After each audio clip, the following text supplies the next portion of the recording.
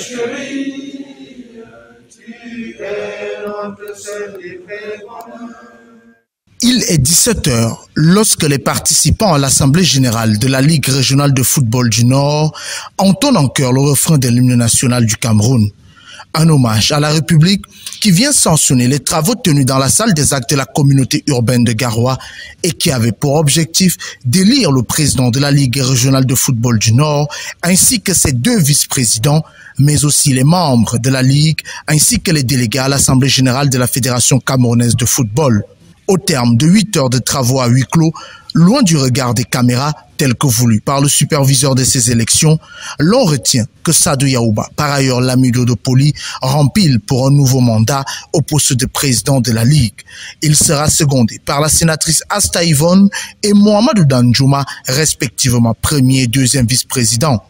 S'agissant des délégués à l'Assemblée générale de la FECAFOOT, 6 candidats ont été élus au terme d'un vote très serré. Parmi ceux-ci figure l'actuel premier vice-président de la FECAFOOT, Aboubakar Halim Konaté.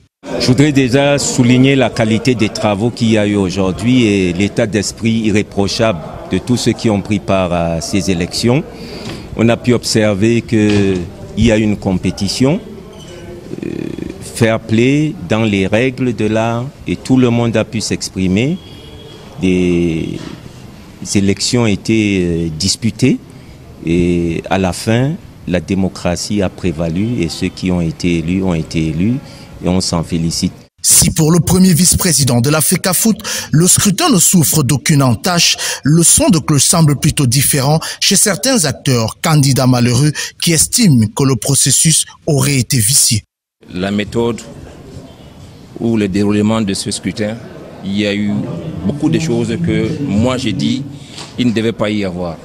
Parce que figurez-vous, lors du dépouillement, le scrutateur, c'est le petit frère du président lui-même qui lisait et il nous avait tourné le dos. C'est vrai qu'il y a une huissier de justice, mais j'ai dit, moi, franchement, je n'ai pas compris parce que aujourd'hui, nous, le groupe que nous avons conçu, on n'était plus quand même de 10. Parce que là, on retrouve que, par exemple, moi, je me trouve avec 15 voix, ce n'est pas possible. Il y a eu quelque chose. On croyait que c'était de la démocratie.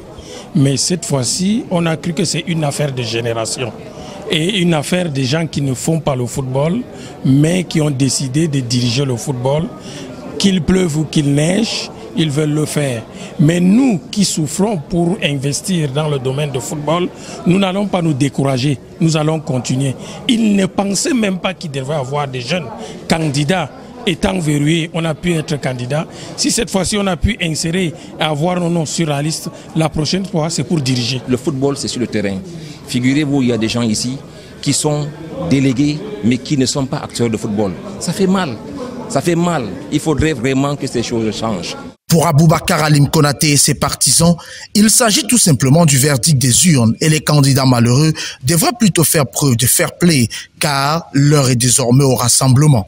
Je pense que tous les acteurs de bonne foi ont pu constater que les élections se sont déroulées, les opérations électorales se sont déroulées dans la transparence la plus totale. Après, c'est la parole aux urnes et ceux qui ont été élus ont su mettre derrière eux la majorité des suffrages. Il faut respecter le choix des électeurs. C'est ça aussi le fair play dans le football. Chacun est libre de chercher un poste. Bon, les électeurs ont tranché, c'est souverain. Donc on ne peut que s'en remettre à Dieu et puis regarder l'avenir avec beaucoup d'espoir. Ce qui est important, c'est que les acteurs du football ici partent en rang serré, unis comme un seul homme et qui puissent faire des choix positifs pour le développement de notre football. Précisons que cette élection au sein des ligues régionales qui se déroulait simultanément dans les 10 régions du Cameroun constitue la dernière ligne droite avant l'élection du tout nouveau président de la Fédération camerounaise de football prévue le 11 décembre prochain.